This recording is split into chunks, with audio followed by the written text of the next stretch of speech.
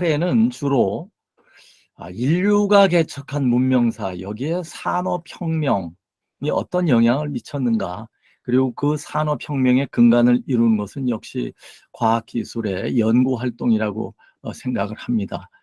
그리고 1, 2, 3, 4차, 4차례 산업혁명 간단히 짚어보고, 특히 4차 산업혁명은 어떠한 의미를 갖는가, 오늘날에 와서.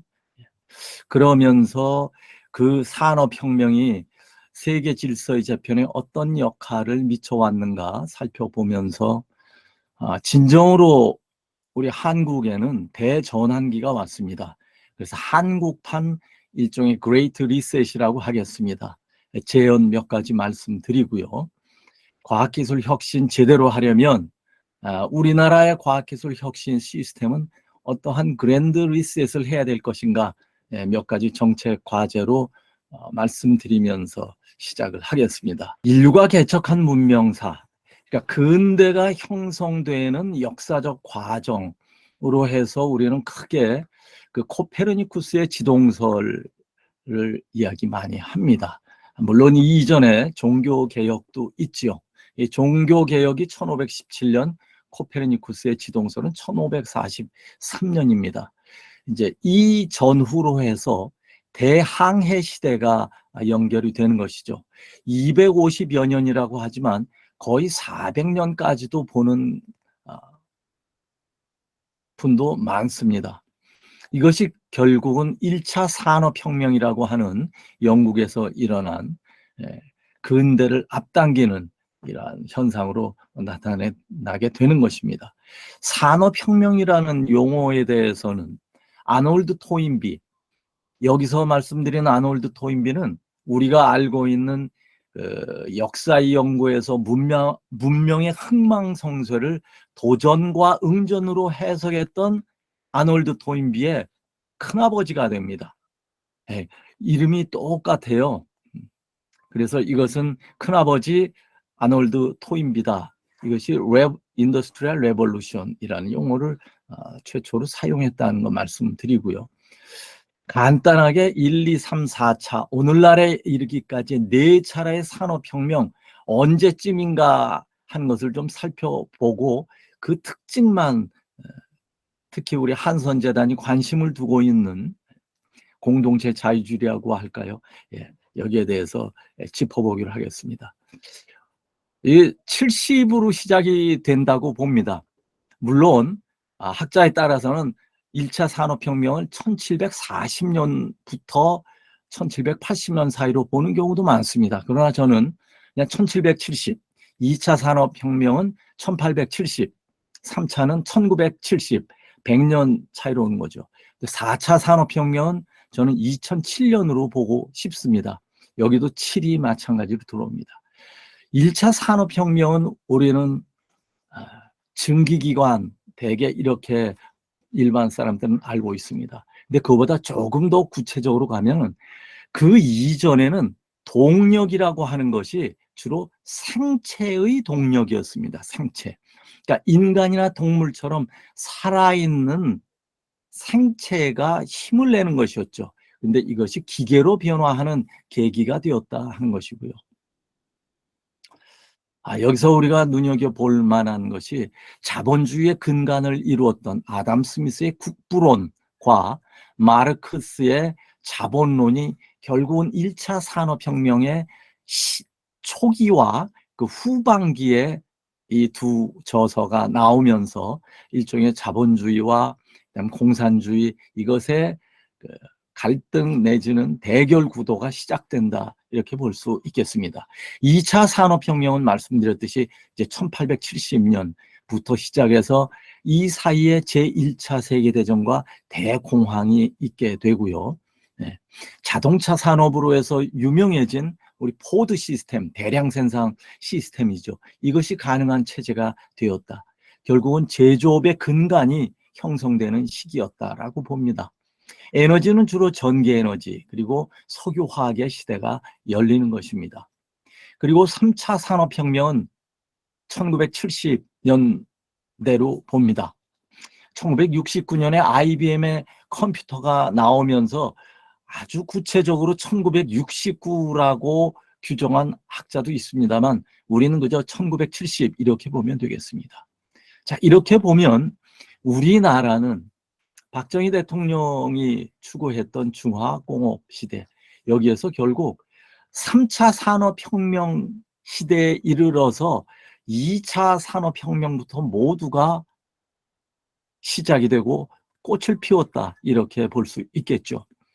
그러면서 후기 산업사회의 도래, 네, 이 부분은 다니엘 벨이라는 학자가 썼던 책이고요. 제3의 물결 모두 다 아시는 엘빈 토플러, 그리고 제레미 리프킨이 3차 산업혁명이라고 명명을 했습니다. 이 시기를. 결국 핵심은 반도체, 컴퓨터, 인터넷, 오늘날 우리가 누리고 있는 정보통신기술이 구가했던 시대다, 이렇게 봅니다. 그렇다면 4차 산업혁명, 지금도 정보통신 혁명의 연장선상 아닌가? 예, 그렇게 볼 수도 있습니다. 그러나 조금 규정을 짓는다면 제가 여기 2007년이라고 했던 것처럼 그 바로 아래에 왜 2007년으로 표기를 했느냐? 애플의 아이폰이 출시된 해가 2007년입니다. 그런데 이때부터 스마트폰, 내 손 안에 컴퓨터가 쥐어졌다. 이것을 4차 산업혁명의 저는 출발로 보고 싶다는 것입니다. 스마트폰 시대 2007년이죠. 결국 4차 산업혁명은 스마트 시대, 이렇게 규정을 할 수 있겠습니다. 그 이후에 이제 지금 인공지능과 또 그 필요로 하는 핵심인 빅데이터, 이것으로 해서 스마트 시대가 개막되었다, 이런 생각을 하게 되죠. 그러면 4차 산업혁명의 특징만 살펴보겠습니다. 언제부터 4차 산업혁명이라는 용어가 등장했는가? 우리가 잘 알고 있는 매해 신년 1월 20일 전후에서 스위스의 다보스 포럼이 개최됩니다. 이 다보스 포럼을 주관하고 있는 단체가 세계 경제 포럼이죠. 그리고 그 회장을 클라우스 슈밥이라는 독일인이 맡고 있습니다. 이 슈밥 회장이 2016년 1월에 The Fourth Industrial Revolution이라는 표현을 처음 주창을 했습니다. 그런데 그 한 해 전인 2015년에 카이스트에서 이 슈바브 회장을 초빙을 했었는데 그 강연에서 Fourth Industrial Revolution이라는 표현을 썼다고 합니다. 그러고 보면은 결국 4차 산업혁명의 발원지는 이 한반도 그리고 우리 코리아가 아니겠느냐, 이제 이렇게 주장도 해볼 수 있습니다. 그러한 주장은 왜 하느냐? 우리에게 보다 더 자신감, 그리고 앞으로의 우리의 소명이라 할까요? 이런 것을 후세대들에게도 계속 각인시킬 수 있지 않은가 하는 생각입니다. 자, 그러면서 또 그 해에 2016년 3월 9일부터 15일 서울 광화문의 포시즌 호텔에서는 우리 기억 속에 있듯이 이세돌과 알파고, 구글의 알파고의 바둑대국이 일어나는 것이죠. 물론 안타깝게도 4대1로 구글의 인공지능 알파고에게 졌지만 이 1승이라는 거는 이 이후에 인공지능에게 거둔 유일한 1승입니다. 인간이 거둔 유일한 1승. 그 이후 계속 다 커제부터 시작해서 다 패했죠. 이렇게 해서 알파고는 알파고 마스터를 거쳐 알파고 제로를 거치면서 이제 인간의 뇌를 와는 전혀 범접할 수 없는 그 높은 경지에 이르게 되었다. 왜? 스스로 학습하는 역량을 키우게 된다는 것이죠. 이것을 우리 딥러닝을 거쳐서 자가학습까지 하고 독학도 합니다. 강화학습. 이렇게 해서 이제는 인공지능 시대가 본격적으로 개막이 되었다, 이렇게 보고요. 저는 그런데 이러한 4차 산업혁명 시대에 과학기술 또는 우리 사회 는 어떠한 의미로 받아들여야 될 것인가 하는 것입니다. 이 첫째는 4차 산업혁명, 인공지능, 이런 것은 우리가 스스로 가치 있는 의사결정을 하기 위한 선택과 기회 그리고 자유가 더 확장되었다는 의미로 보자는 것입니다. 예. 그래서 혁신이 기반이 된다라고 볼 수 있겠죠.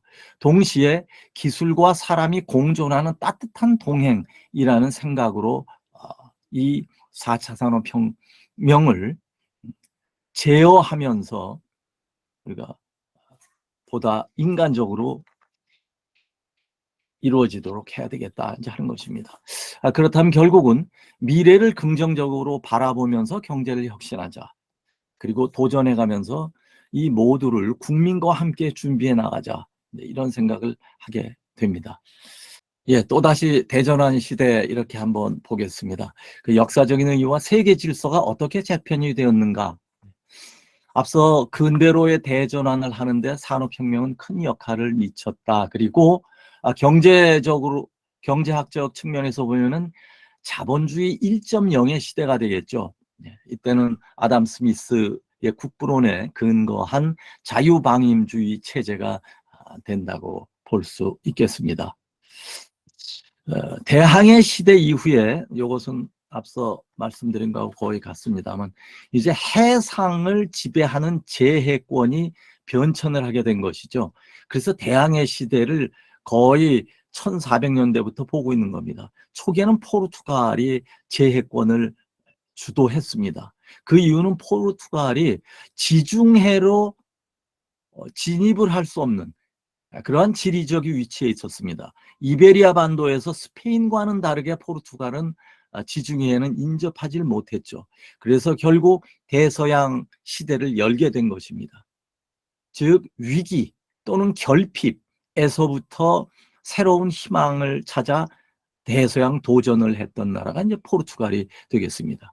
그 이후 스페인을 거쳐 또 네덜란드를 거치고 영국이 해상권을 제패하게 됩니다. 그리고 이것은 원료를 공급할 수 있는 원료 획득과 상품 시장을 확보했기 때문에 1차 산업혁명이 이제 영국에서 일어나는 것이죠. 그래서 어쩌면은 근대의 정치와 경제가 시작되었다. 앞서 말씀드렸습니다. 1차 산업혁명은 영국에서 일어났지만 2차 산업혁명은 미국이 주도하게 됩니다. 그 사이에 프랑스와 독일도 1차 산업혁명의 대열에 합세하게 되는 것이죠. 하지만 이것은 결국 정치적으로 또 경제적으로는 제국주의를 가져오게 되는 것이고 이를 통해서 군사적인 패권주의 여기까지 이제 태동이 된다라고 볼 수 있겠습니다. 자, 여기에서 빼놓을 수 없는 게 영국의 그레이트 게임이라고 하는 전략, 국가적인 전략입니다. 이것이 이제 전개가 되는데요.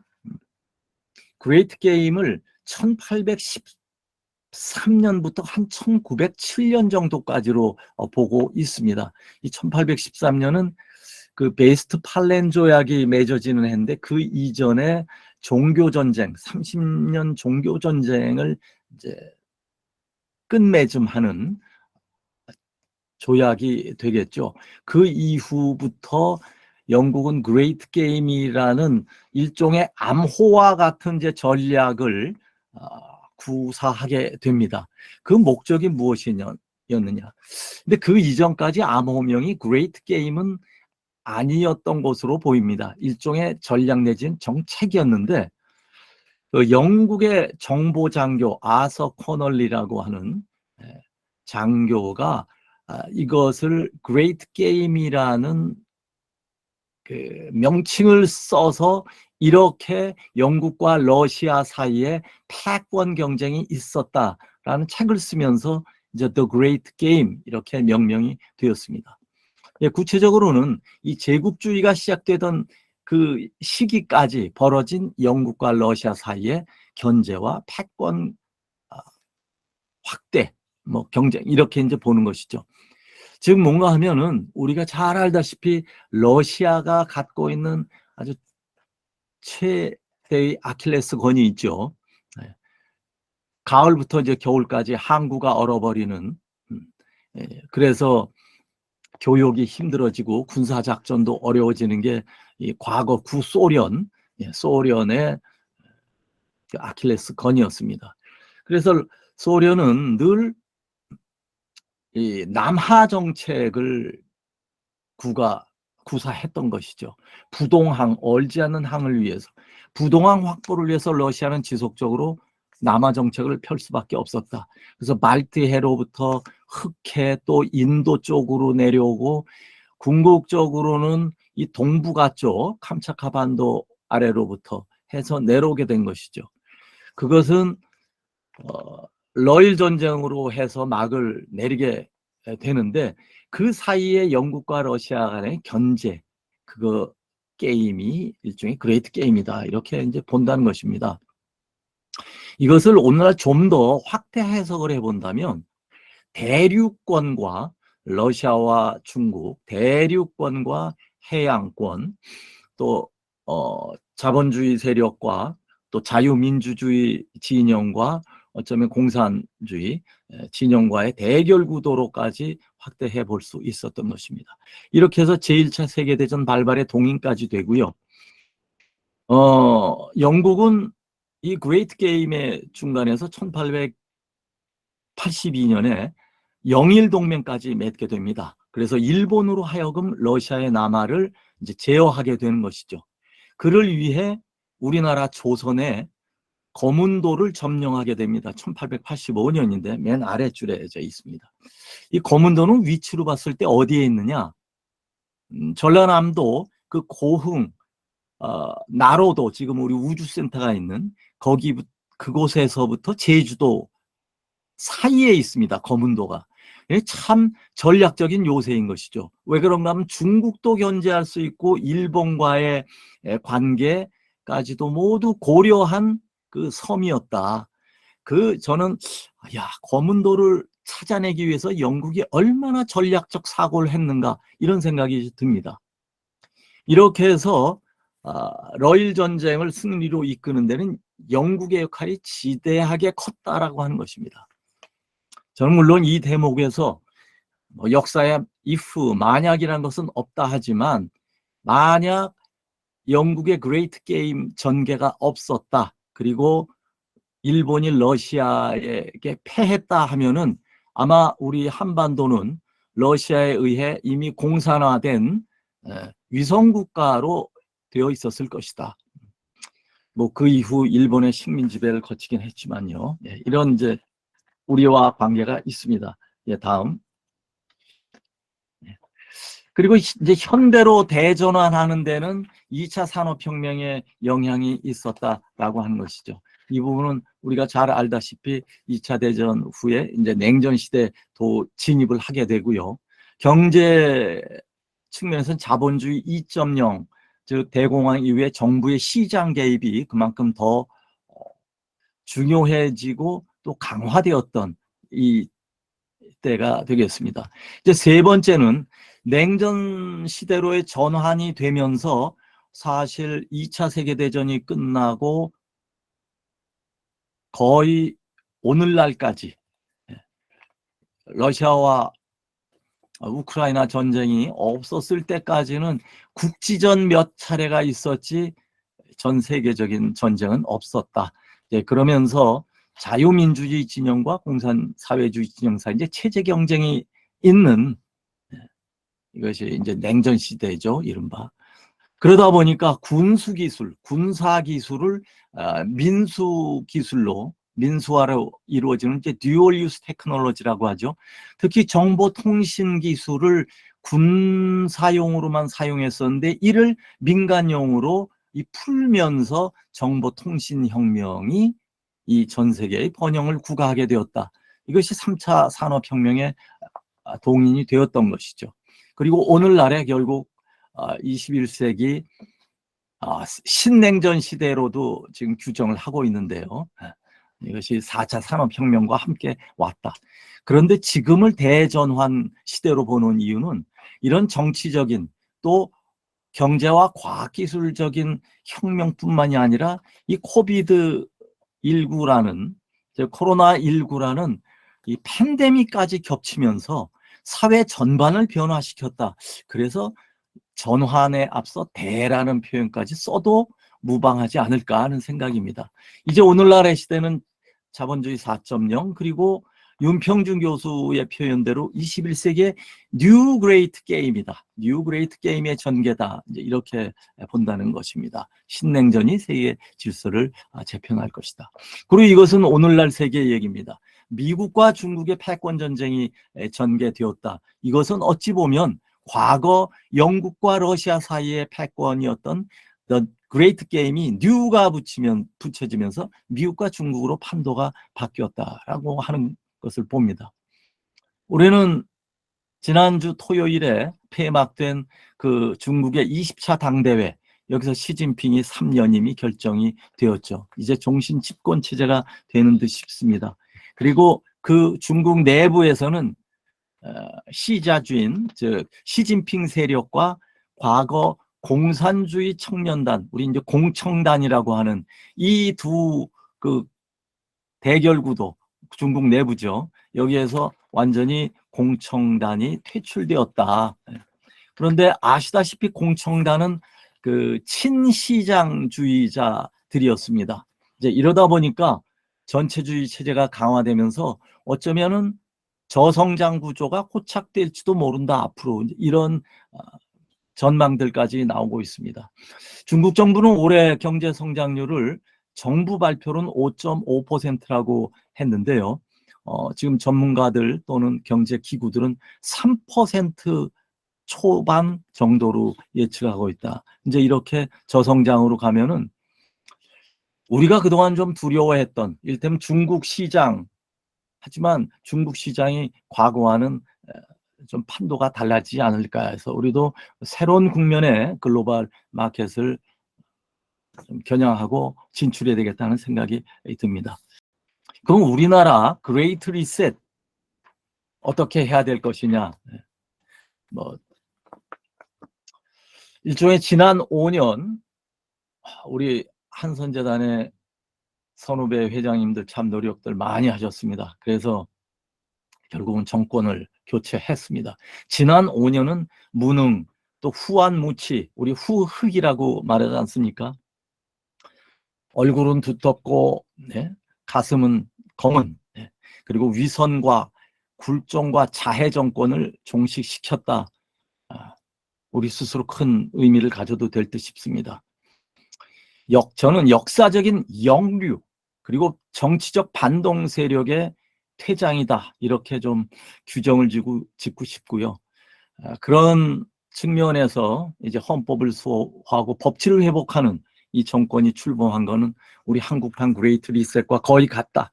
그리고 나서 한미 정상회담 이어지는 이제 경제 안보, IPF 가입 이제 등등등, 이것으로 해서 중국 주도의 경제에 일종의 우리는 견제를 하면서 그레이트 코리아를 나가자, 이제 이런 생각을 하게 됩니다. 그 밑에 세 줄은 우리가 지금 겪고 있는 부분들입니다.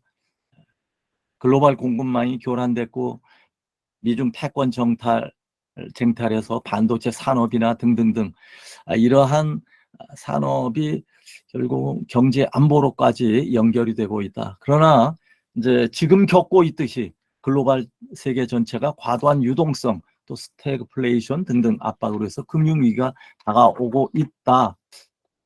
자, 그러면 지금까지 살펴봤듯이 인류 문명사에서 패러다임 전환을 하게 된 동인은 주로 과학기술과 산업의 혁신이었다. 결국 산업혁명과 상당히 밀접한 관계를 맺고 정치와 경제가 발전을 이루어왔다는 것이죠. 작년에 이 WEF의 클라우스 슈바브 회장은 다시 더 그레이트 리셋이라는 표현을 냈습니다. 또 그레이트 리셋, 무언가 하면은 이제 코비드 19을 인류 전체가 극복하고 나서 새로운 세계의 기회를 보자, 기회의 창으로 보자. 그래서 이에 적합한 미래 재편을 하자라는 표현으로 The Great Reset이라는 키워드를 제안을 했습니다. 자, 그렇다면은 우리는 뉴 그레이트 게임을 대응을 하면서 동시에 이 국가 전반적인 정치부터 시작해서 이 그레이트 리셋을 어떻게 추진해 갈 것인가. 이것은 첫 발자국을 경제와 안보가 공유되는 패러다임으로 출범을 했다. 이게 큰 의미를 두고 싶고요. 중추국가라는 표현을 취임사에도 담았습니다. 중추국가. 예, 영어로는 이제 글로벌 중추국가에서 피보털 스테이트라고 표현이 됐는데요. 그러면 어떻게 해야 중추국가로 갈 수 있겠는가? 예, 우선은 자유민주주의와 시장경제체제가 기반이 되어야 되겠다. 우리 대전환 이루었습니다. 일단 저 반동적 세력을 교체해 놨으니까요. 그런데 중요한 것이 게임 체인저, 판을 바꿀 동력을 가져야겠다. 그리고 국민 모두가 혁신적인 역동성으로 무장해야 되겠다. 저는 이 한 세 가지를 이제 말씀드리고 싶은데, 이 게임 체인저는 결국 과학기술과 산업에서 찾을 수밖에 없지 않겠는가 하는 것입니다. 이제 그래서 앞서 잠시 말씀드렸듯이 맨 아래줄에 있는 것처럼 저는 우리나라의 발전, 지금까지 발전 궤적을 봤을 때 역동 세력과 반동 세력 사이의 투쟁과 교체 과정이다. 한번 이렇게 풀이해보고 싶습니다. 역동 세력, 이 다이나믹함, 우리 얼마나 선대부터 땀을 흘렸습니까? 6.25 이후에 역동적 세력인데 이제 역동 세력이라고 표현했습니다. 그러나 늘 이것을 방해하고 저해하고 짓밟으려고 하는, 또 폄훼하려고 하는 반동 세력들, 이 사이의 투쟁과 교체 과정이다. 이렇게 보고요. 그렇다면 방금 말씀드린 것처럼 이 판을 바꿀 게임 체인저는 어떻게 얻어질 수 있겠는가? 그리고 혁신적인 역동성은 어떻게 해야 배양할 수 있겠는가? 그 동력은 마인드 리셋을 해야 하고 거버넌스 리셋, 제도 정책들을 리셋, 바꿔야 한다. 그것이 선결 조건이다. 이렇게 보고 있습니다. 과학기술 측면에서 어떻게 볼 것인가 하는 얘기입니다. 이 페이지는 앞서서 말씀드린 내용들이 쭉 있고요. 뭐 맨 아래 보면은 그동안에 지난 한 5개월입니까? 5개월 동안에 이루어졌던 한국과 미국 사이의 기술 동맹 이런 내용들이 좀 있고요. 특히 이 반도체 분야에서 파운드리 분야에 진출을 하자, 원전 수출을 미국과 함께 동맹 관계로 가자, 이런 내용이 있는데 실제 현장에선 다소 삐그덕거리는 것 같습니다. 이제 이렇게 봤을 때 맨 아래에 있는 것처럼 문재인 정부의 탈원전 정책이야말로 글로벌 외교 협상력의 심대한 훼손을 초래한 사건이다. 이건 국내뿐만이 아니라 글로벌 외교, 이게 기술 거의 1위 수준에서 글로벌 원전 강국으로 갔어야 되는데 이 몇 년 동안 주춤하는 사이에 외교 협상력까지도 훼손을 가져왔다. 이렇게 봅니다. 여기서 이제 저는 그 아랫부분 조금 말씀을 드린다면, 이제 중국의 시진핑 3기에서 벗어나야 된다. 결국 중국은 우리를 시장을 내세운 볼모로 삼았다. 한국을. 일종의 경제 보복이라 할 수 있겠죠. 뭐 사드 문제도 마찬가지입니다. 자, 이제 우리는 그러면 국가 안보를 희생하면서 경제를 추구할 것이냐, 아니면 미일과의 공동 체제로 대응 체제에서 중국을 경제적으로 압도할 것인가, 뭐 이런 것을 이제 경제 정책에서는 심도 있게 정책도 수립해야 될 거라고 봅니다. 물론 중국은 저거래 비용의 거대 시장입니다. 그런데 이제 과연 저임금일까? 네. 경제 성장률도 3% 전후로 떨어졌습니다. 그러면 새로운 전략, 새로운 지리상의 위치를 찾아야 되겠다. 그것은 결국 쿼드 플러스라든지 IPEF 참여를 통해서 인도 시장, 이슬람 시장, 뭐 호주는 어느 정도 되어 있습니다만 아프리카 이런 쪽으로 적극 진출할 수밖에 없다. 여기에 도구가 되는 것이 사실은 원자력, 원전이었었는데 이것이 아쉽다라고 이제 말씀을 드린 겁니다. 그래서 중국은 앞으로도 계속 글로벌 공급망을 교란할 것이다. 이때 우리는 우리의 산업과 경제를 어떻게 회복시킬 것인가, 레질리언스를 구축하자, 이런 표현입니다. 자, 그러기 위해서 우리나라의 과학기술 혁신 체제, 이거 그랜드 리셋을 해야 되겠다. 여기서 지식을 공급하고 그것이 산업의 혁신으로 이어지고 그것이 다시 글로벌 경제 안보의 동력으로 작용할 테니까. 그래서 과학기술 혁신 체제 좀 그랜드 리셋 할 수가 없겠는가? 최근에는 이런 표현들이 많이 나옵니다. 과거 우린 지정학, 지오폴리틱스 논의를 많이 했습니다. 그러다가 경제안보라고 하는 표현, 즉 지오 이코노믹스로 갔는데 요즘 다시 기정학이라는 표현들을 합니다. 테크노, 기술을 기반한 폴리틱스, 이제 정치이다. 이렇게 이제 표현하는 것이죠. 그래서 저는 이 한국의 과학기술 혁신 체제를 그랜드 리셋하려면 적어도 5개의 과제가 있는데 이것을 추진해야 되겠다라고 하는 것입니다. 그래야 신성장 동력, 맨 아래 신성장 동력은 저는 이거 한 번도 가보지 않은, 많이 들어봤죠. 한 번도 아무도 가보지 않은 길을 개척해야 한다. 문재인 정부에서 한 번도 경험해보지 못한 나라, 그런 표현 썼는데 사실은 한 번도 가보지 않은 길을 개척합시다. 이것이 바로 경제 안보의 근간을 이루는 퍼스트 무버로의 신성장 동력 확보였습니다. 저는 첫 번째 마인드 리셋이 중요하다. 선자강 후자율론입니다. 그래서 과학기술계는 계속 자율론만 논의하고 있는데 선자강, 스스로 강해져야 되겠다. 여기에 이제 책무를 제대로 해야 되겠고요. 자율이라고 하는 것은 자생력을 키우고 그것을 지킬 수 있게 더욱 강하게 만들 수 있는 자강이 있어야 자율이 확보될 수 있는 것이다 라고 하는 생각이 듭니다. 지금 과학기술계 정부 출연 연구기관이 25개, 그리고 인문경제사회연구의 기관이 26개, 이렇게 50여 개의 국가의 싱크탱크가 있습니다. 근데 다 자율 쪽은 매우 낮습니다. 정부의 통제 하에서 모든 것이 이루어지고 있죠, 정책이. 그런데 자강을 스스로 해야 되겠다 하는 생각이고요. 두 번째는 거버넌스 리셋입니다. 사실 지금 윤석열 정부의 과학기술 거버넌스 상당히 취약합니다. 네, 다시 재정비해야 됩니다. 용산 대통령실에도 과학기술 거버넌스는 매우 약합니다. 존재감도 보이지 않습니다.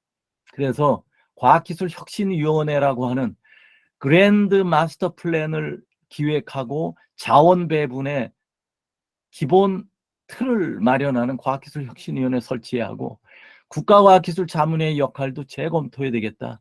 대통령실 조직 강화해야 하고 25개 출연 연구기관을 관장하고 있는 국가과학기술위원회 역할도 강화해야 되겠다. 이거 정부의 국과장들이 이래라 저래라 모든 통제를 하고 있는 이 시스템에서 벗어나야 되겠다. 이 기관의 조직을 맡은 사람들이 배도 내밀고 비전 내세우면서 정부와 대립각도 세우고 앞길을, 미래를 제시해야 될 텐데 꼭두각시 역할만 하고 있습니다. 세 번째는 시스템 리셋입니다. 출연 연구기관 또는 대학의 위기가 지금 현실화되고 있습니다. 이제 지방 소멸로 통폐합이 불가피하다. 오히려 저는 온라인 강좌 더 질적으로 고도화시키고 확대시키면서 대학 부지에 벤처파크를 만들자. 주거단지도 만들고. 대학마다 커다란 축구장이 있는데 도대체 이제는 뭐 그런 부분들도 벤처파크로 바꿔야 되는 거 아닌가 하는 생각입니다. 네 번째, 정책 리셋해야 되죠. 정부 역할 재점검해야 되고요. 정부 할 수 있는 일, 해야 할 일에만 집중을 해라. 규제개혁, 규제 너무도 많습니다. 아주 구체적인 규제를 찾아내서 그것을 단절시켜줘야 되죠. 마지막으로 가치 창출 리셋입니다. 이제 산학연, 협력을 넘어서 협업입니다. 협업하고 실질적으로 가치 혁신 로드맵을 그린 다음에 그것에 따라 자원 배분을 해야 되겠다. 뭐 요즘 상세한 설명이 필요합니다만은 대개 이 정도의 리셋을 하면은 그 과학기술계의 공공기관과 대학이 좀 바뀌어야 되겠고, 그걸 통해서 새로운 동인을 만들자 하는 내용입니다. 예, 감사합니다.